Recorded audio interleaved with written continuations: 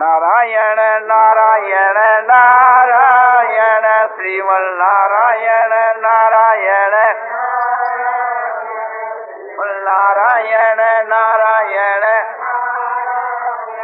श्रीमन नारायण नारायण नारायण नारायण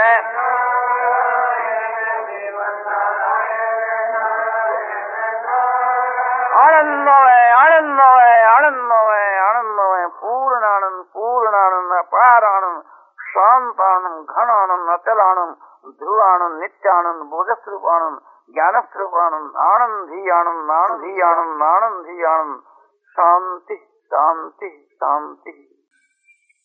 भगवान की प्राप्ति के बीच के मां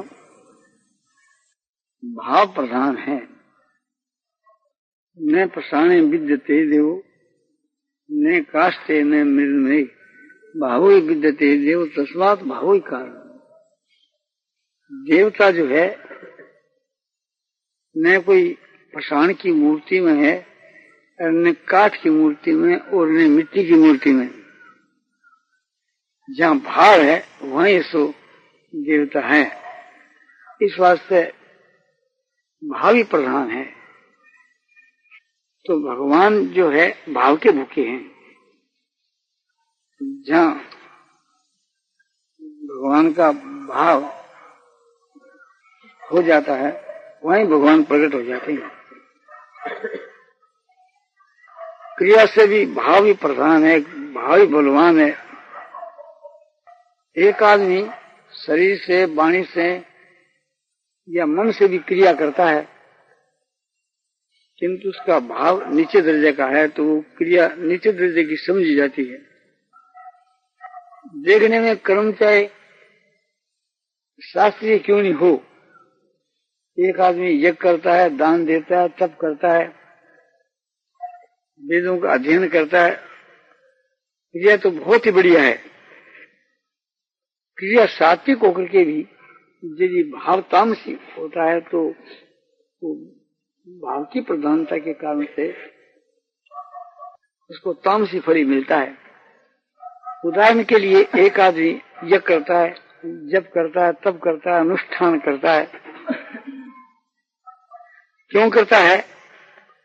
अपने शत्रु को मारने के लिए या शत्रु के हृदय में उच्चाटन पैदा हो जाए या उसके कोई बीमारी पैदा हो जाए, इसलिए ये उसका अनुष्ठान, यज्ञ, दान, जप, तप सब जो है सो तामसी है और तामसी का फल अधोगति, अधोगच्छन्ति तामसा। इसी प्रकार से एक दूसरा भाई वही क्रिया करता है किंतु पुत्र के लिए, धन के लिए, आरोग्यता के लिए करता है तो वो राजसी है। और वही सब क्रिया निष्काम भाव से भगवत प्राप्ति के लिए करता है तो उसका फल भगवत प्राप्ति। तो भाव ही प्रधान है। इसी प्रकार से एक दूसरा भाई कोई राजसी क्रिया करता है, क्रिया तो राजसी है किंतु उसका भाव सात्विक है तो उसका फल सात्विक ही होता है। जैसे खेती करना, व्यापार करना, ये राजसी क्रिया है किंतु उद्देश्य उसका निष्काम है। वो संसार के हित के लिए निष्काम भाव से स्वार्थ का त्याग करके ऐसी क्रिया करता है तो उसका फल भगवत प्राप्ति है। और इससे भी जो नीची क्रिया है, जैसे मैत्र लोग टट्टी और पेशाब साफ करते हैं तो कोई मनुष्य टट्टी पेशाब साफ करता है, कोई स्त्री टट्टी पेशाब साफ करती है, किस उद्देश्य से? कि दूसरे के हित के उद्देश्य से और निष्काम भाव से। कोई बीमार है उसे के टट्टी पेशाब को साफ करती है स्त्री या कोई पुरुष करता है और उसका भाव सेवा भाव है, निष्काम भाव है, स्वार्थ का त्याग है, तो इससे उसकी आत्मा शुद्ध होकर के कल्याण हो सकता है।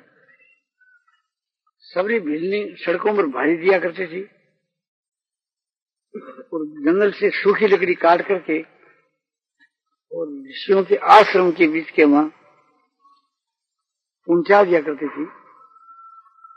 उसका भाव, उस कोटि का निष्काम भाव था, तो भगवान के जो भक्तों में वह अच्छी समझी गई। तो भाव ही प्रधान है। इसी प्रकार से थी इंद्रियों के द्वारा जो क्रिया की जाती है और मन के द्वारा जो की जाती है, इन दोनों के मन है सो प्रधान। हम माला फेरते हैं, पूजा करते हैं, भगवान की पाठ करते हैं, किंतु हमारा मन दूसरी जगह है। मन से आप खराब चिंतन कर रहे हैं तो हमारे शरीर से होने वाली क्रिया का इतना मूल्य नहीं है जितना मन की क्रिया का मूल्य है। और शरीर से हम क्रिया विक्रिया करते हैं, राजसी काम करते हैं, किंतु मन हमारा भगवान में बसता है। वो मन भगवान में बसता है तो मन जहां रहता है वो बात ही प्रधान है। शरीर, इंद्रिया और मन, इनमें मन की क्रिया प्रधान है। मन की क्रिया से भी जो भाव है और प्रधान है।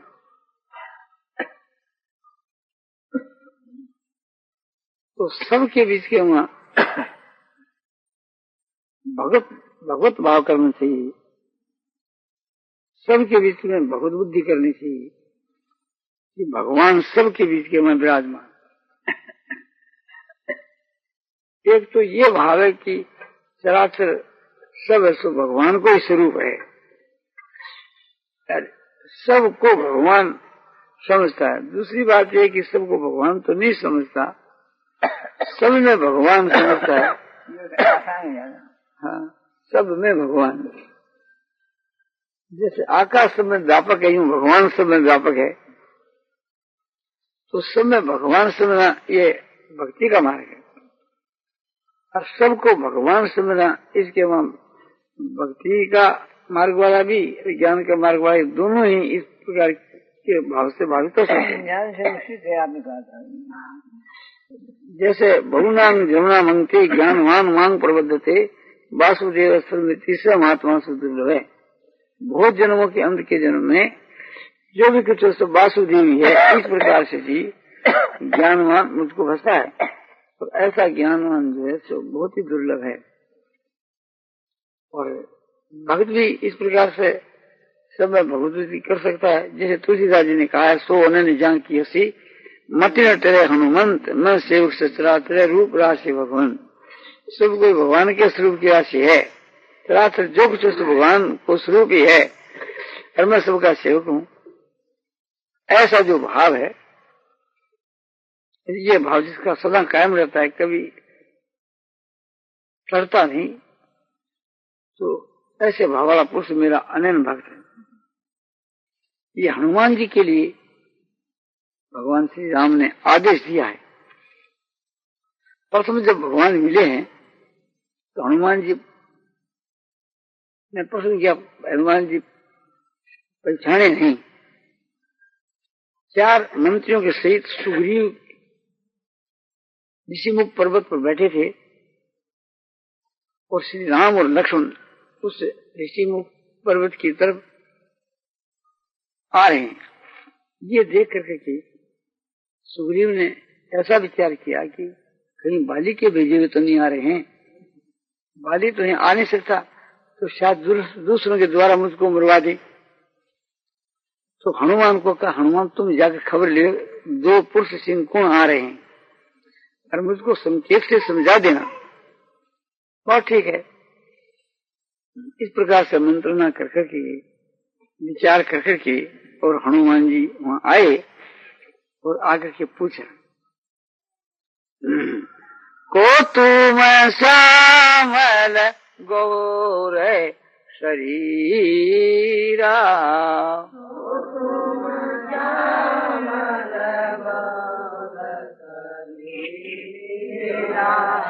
क्षत्रिय रूप फिर बन वीरा।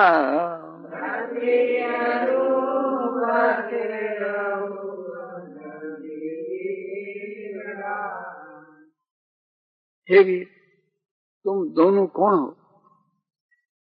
श्याम और गोर वर्ण वाले तुम दोनों कौन हो,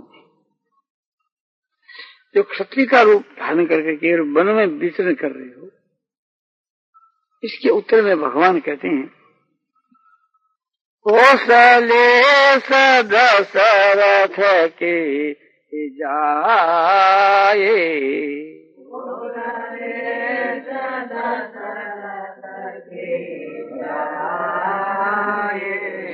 हम पितु वचन मानि बन आए।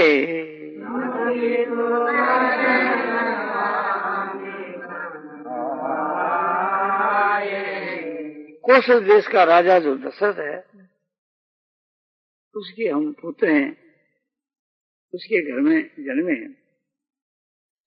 पिता की आज्ञा को मान करके हम दोनों वन में आए। नाम राम लक्ष्मण दो भाई,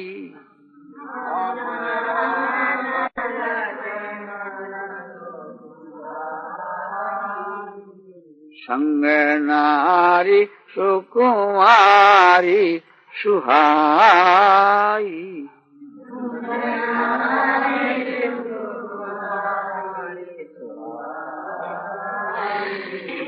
भगवान कहते हैं कि मेरा नाम राम और ये दूसरा जो मेरा भाई है इसका नाम लक्ष्मण, हम दोनों भाई हैं। हमारे साथ में सुकुमार अवस्था वाली नारी भी थी। यहाँ हरि निश्चर वैदेही,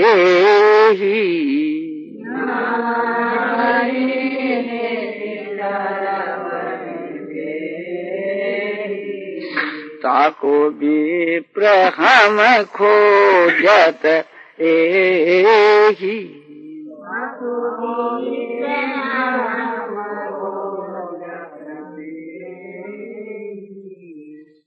वो जो विदेह राजा की कन्या जानकी राक्षसों के द्वारा यहाँ आई गई, उनकी खोज में हम लोग घूम रहे हैं। हे विप्र, हमने अपनी सारी बात कह दी, अब तुम बतलाओ कि तुम कौन और क्यों घूम रहे हो। तब हनुमान जी पहचान गए कि तो साक्षात भगवान ही हैं। पहले तो कुछ शंका के रूप में थी, पहले उन्होंने जब पसंद किया तो कुछ शंका थी। उन्होंने ये शंका की थी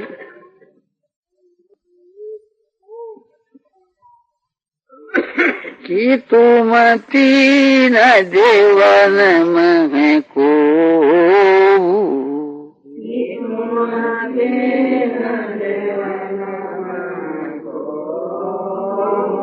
और नर नारायण की तुम दो।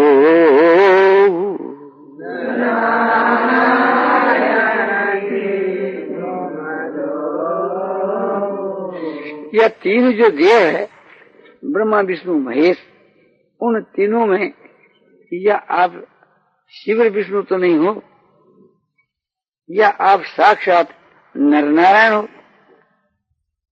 जग कारण तारण भवहि भंजन धरनी बार।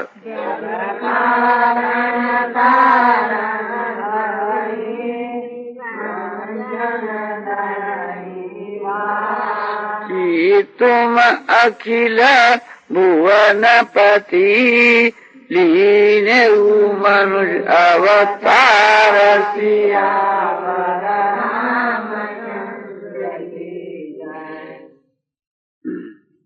जग कारण और तारण भवि, जगत के उद्धार करने के लिए, तारने के लिए और पृथ्वी का भार उतारने के लिए, क्या आप अखिल भुवन के पति साक्षात परमात्मा मनुष्य के अवतार में तो नहीं घूम रहे हो? इस प्रकार शंका युक्त हनुमान जी ने पहले ही कह दिया था। पर भगवान की वो मधुर मीठी अर्थयुक्त वाणी को सुनकर और निश्चय हो गया कि साक्षात भगवान ही है। तो चरणों में गिर गए, अपना रूप जो है ब्राह्मण का उसको बदल दिया और अपने असली रूप में आ गए। तो भगवान ने उसको उपदेश दिया कि सो अन्य जान की असी मति नटरे हनुमंत सो सेवक सचराचर रूप राशि भगवान।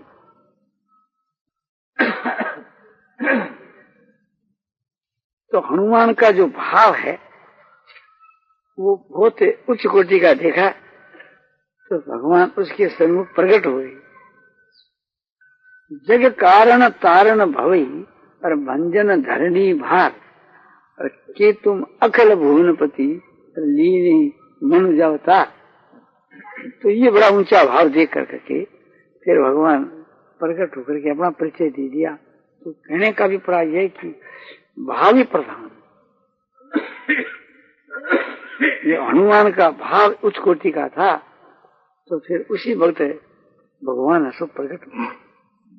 चाहे कोई पापी भी क्यों नहीं हो, उसका जब भाव बदल जाता है तो भगवान एक प्रकार से उसका उद्धार कर देते हैं।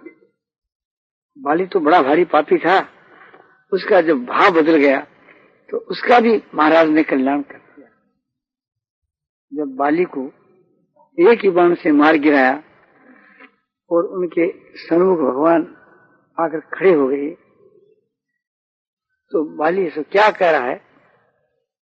हृदय प्रीति मुख बचन कठोरा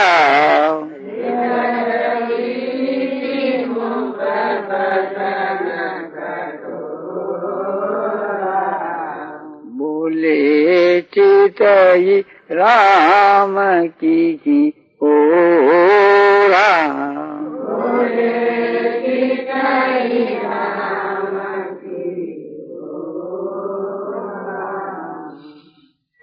बाण के लगने से बाली घायल होकर के गिर गया था।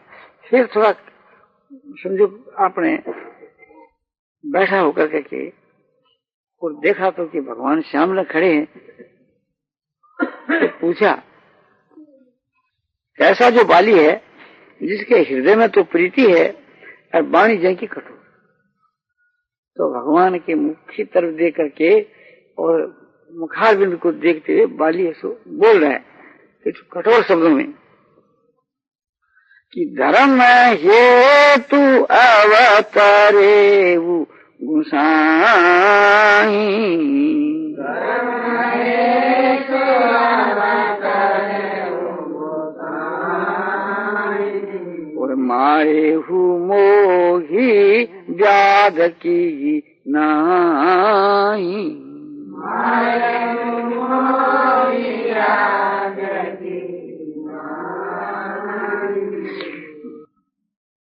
मैंने सुन क्या था कि आप धर्म की मर्यादा को बांधने के लिए आपने अवतार लिया है।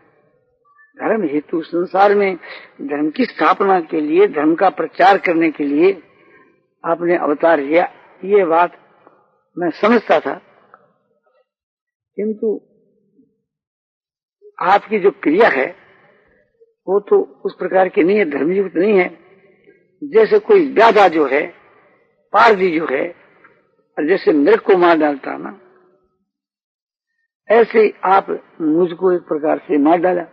आप जब धर्म की मर्यादा के वास्ते प्रकट हुए हैं तो धर्म के अनुसार ही चलना चाहिए। आपके लिए तो सब में संबुद्धि संभाव ही होना चाहिए, किंतु आपके वहां संभाव नहीं दिखता है, विसंभाव दिखता है। मैं और सुग्रीव दोनों भाई है ना, तो दोनों आपके लिए समान ही हैं, किंतु ये बात नहीं दिखती है। इसलिए मैं आपको पूछता हूँ, मैं बैरी सुगरीव प्यारा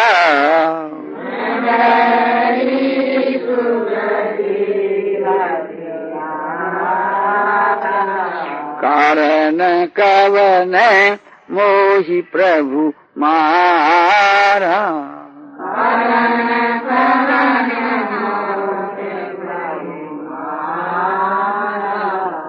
कारण कवन नाथ मोहि मारा।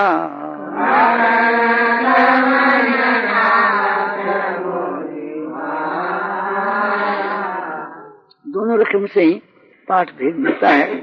कारण कवन नाथ मोहि मारा और कारण कवन मोहि प्रभु मारा। तो प्रभु कह दो चाहिए, नाथ कह दो, एक ही बात है। मोहि तो पहला कह दो चाहिए, बाद में कह दो, एक ही अर्थ है कि ये नाथ मैं तो आपके बैरी और सुग्रीव आपका प्यारा।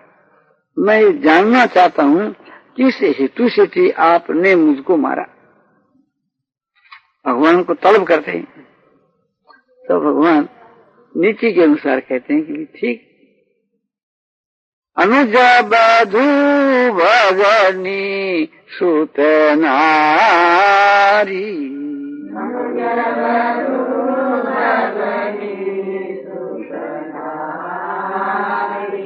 अरे सुन साठ कन्या ये समचारी।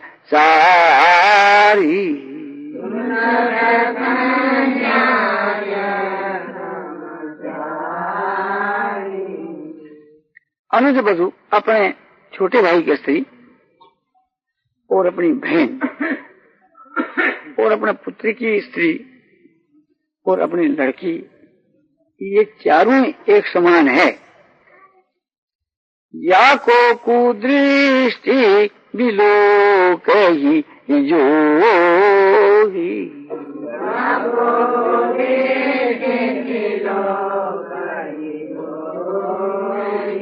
और ताही बाधे कछु पापन होगी।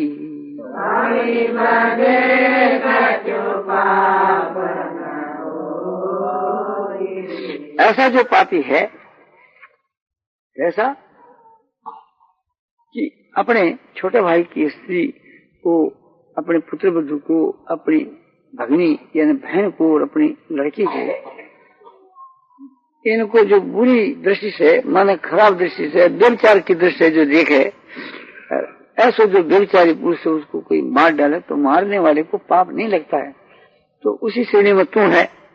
सुग्रीव तेरा छोटा भाई है और उसकी स्त्री को बलात्कार से तुम अपने घर में रखकर विषय भोग करता है, तो इस हेतु से मैं तेरे को मारा।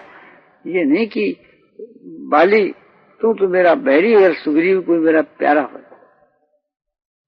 फिर भी तेरी जो स्त्री है तूने समझा कि भाई जो सुग्रीव की सहायता करने वाले हैं वे बड़े बल के भी तुम्हें सिंधु की बल के राशि है, बल के पुंज है, उनके साथ के बीच के वहां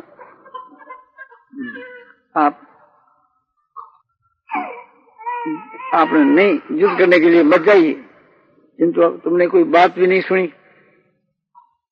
अरे साटा तो ही अतिशय अभिमान।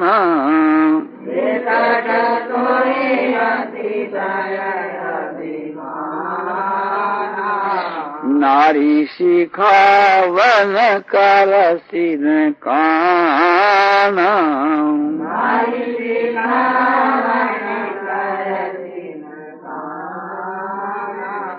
अरे सठ जन मूर्ख, तेरे को अभिमान जैसो अतिशय हो गया।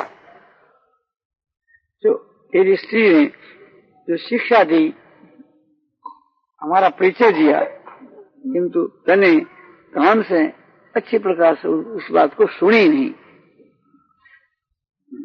और मुझ भुज बल आश्रित ते जानी।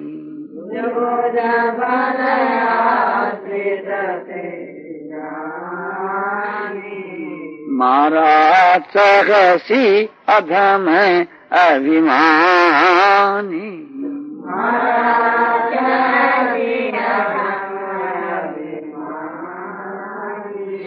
अरे अधम नीच अभिमानी, मेरे भुजा के बल के आश्रित जान करके भी तू उसको मारना चाहता है। ये सुनकर करके बाली का हृदय बदल गया। उसने सोचा कि तूने बड़ी गलती की कि भगवान को पारजी बतलाया और ये पूछा कि मुझको क्यों मारा। एकदम सरल हो गया उसका हृदय और बहुत ही एक प्रकार से प्रेम भाव से विनय भाव से बोला,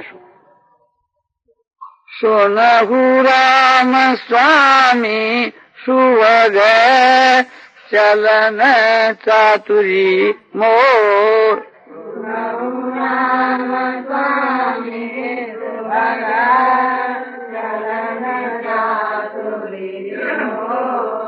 प्रभु अजहु मैं पात की अंत काल गति तोर सिया।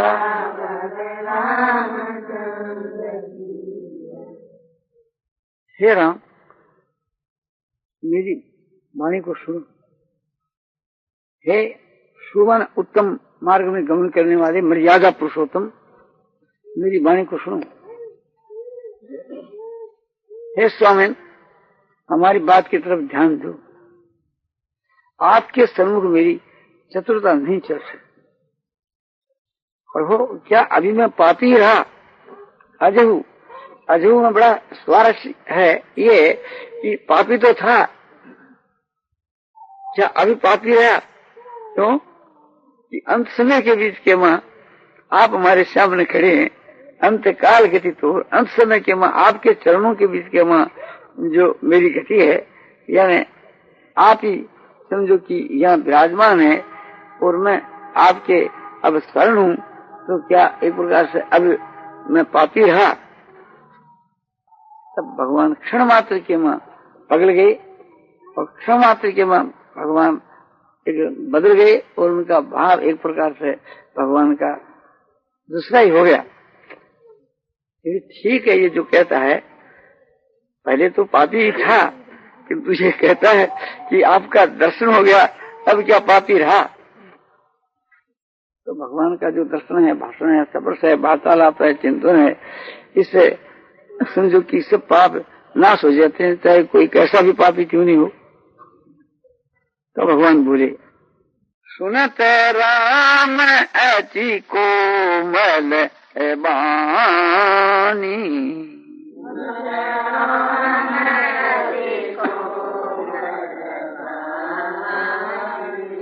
और बाली शीस परसा निज पानी।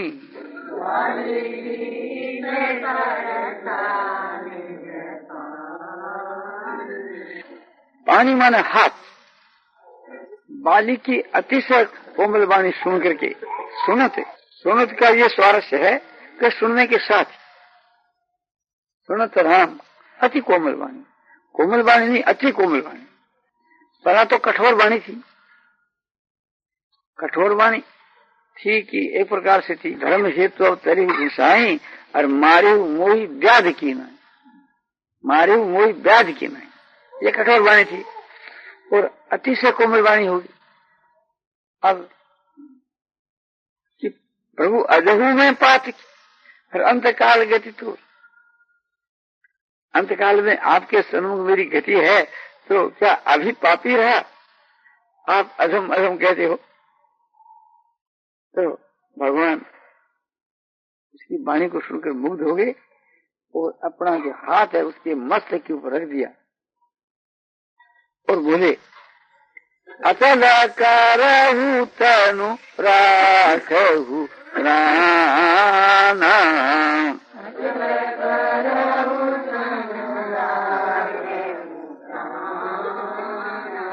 हर बाली कहा सुन कृपा निधाना।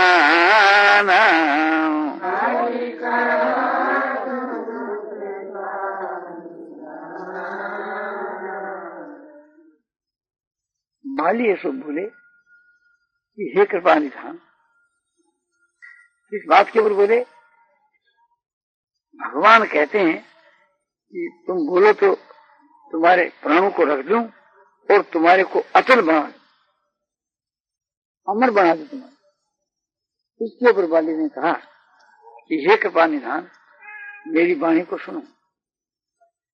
जन्म जन्म मुनि यतन कराही,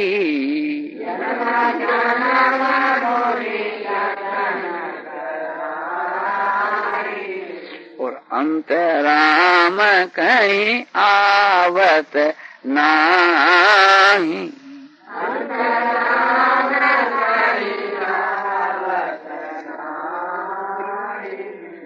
अंतराम कहीं आवत नाही।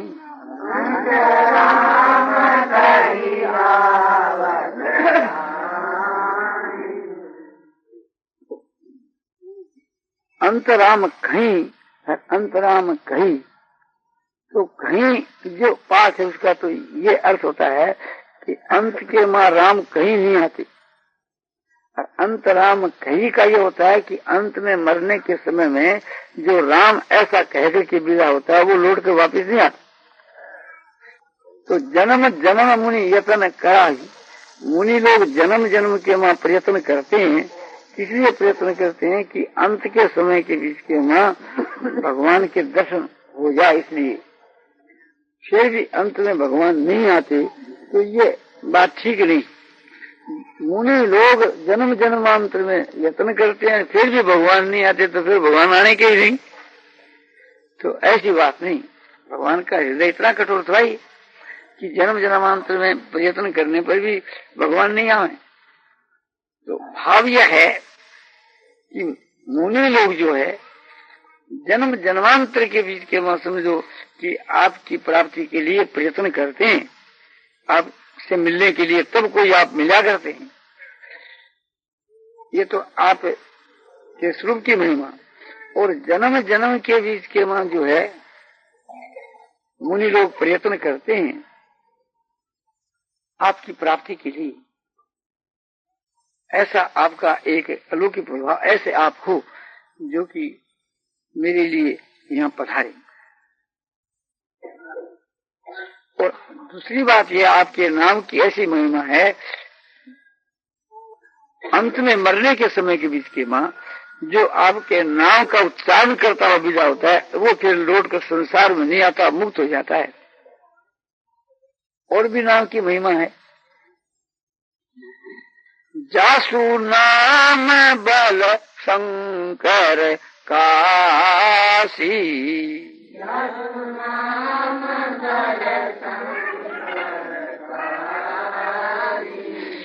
देत सब ही समगति अविनाशी।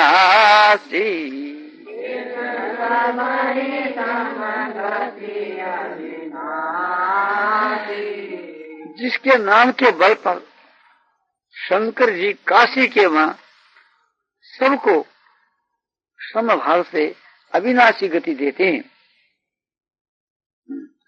ऐसे एक प्रकार से शास्त्र में बतला है कि जिसके नाम के बल पर या जिसके नाम के प्रभाव के बल पर शिवजी महाराज काशी में सब कोई को समगति, समभाव से थी परम गति ऐसे देते हैं, उत्तम गति देते हैं,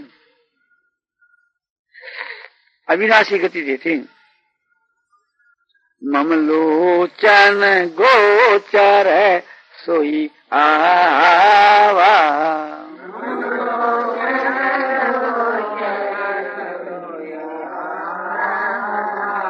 अरे बहुरी की प्रभु ऐसा बने बनावा।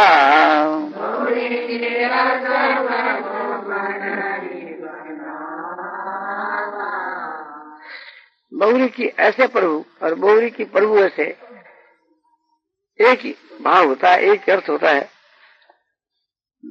सभी रकम से पाठ भेद में ये सब बातें मिलती है। तो भाव यह है जिसके नाम की ऐसी महिमा है और जिसे के दर्शन की ऐसी महिमा है, वही आज मेरे नेत्रों के सामने विराजमान हो रहे। ममलोचन गोचर सोई आवा, वही आज साक्षात भगवान मेरे नेत्रों के सामने आकर के विराजमान हुए। तो बहुरी के प्रभु, बहुरी के ऐसे प्रभु, हे प्रभु, इस प्रकार की झांकी ये क्या कोई बनाने से थोड़ी बनती है, कोई चाहे तो थोड़ी बन सकती है। ऐसी परिस्थिति में आप मुझको एक शरीर के वशीभूत समझ करके ये कहते हो कि मैं तेरे को अचल बना दूं, तो ऐसा कौन मूड होगा जो अपने घर के बीच के मां कल्प वृक्ष है उसको काट करके और उसके स्थान के मां बबूर का वृक्ष लगाएगा, कांटों का वृक्ष लगाएगा। ऐसे मौके को छोड़ करके और फिर संसार के बीच में बहुत काल तक जीते रहना, अमर होकर के रहना, ये तो कांटे का वृक्ष लगाना है कल वृक्ष को काट करके। प्रभु, जब आप मेरे पर खुश हुए हो, आपकी मेरे ऊपर दया है, तो मैं आपसे यही चाहता हूं कि अपने कर्मों के अनुसार जिस योनि में मेरा जन्म हुए, बस वहां आपके चरणों में ही मेरा प्रेम हुए। और ये जो मेरा पुत्र जो अंगद है, इसको मैं आपको सौंपता हूं, इसको अपना दास बना करके ऐसो रखे।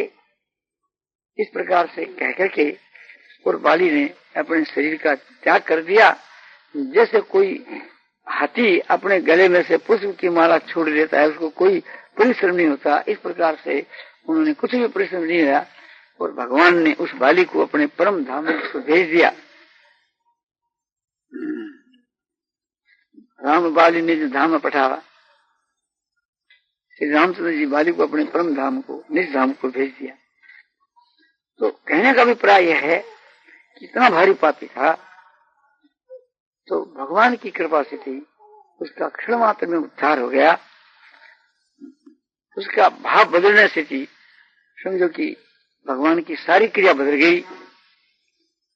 पर उसका कितने माने उसका बहुत ही उच्च कोटि का भाव हो गया। तो इसी प्रकार से थी हम लोगों को उचित है कि चाहे हम बाली की माफी की पापी क्यों न हो, बाली का जैसा भाव हमारा होना चाहिए, सदा ऐसा भाव हो जाए, उसकी तो बात ही क्या है। मरने के समय में भी हमारा ऐसा भाव हो जाए तो हमारा उद्धार हो सकता है, जिसके लिए उदाहरण बाली का है।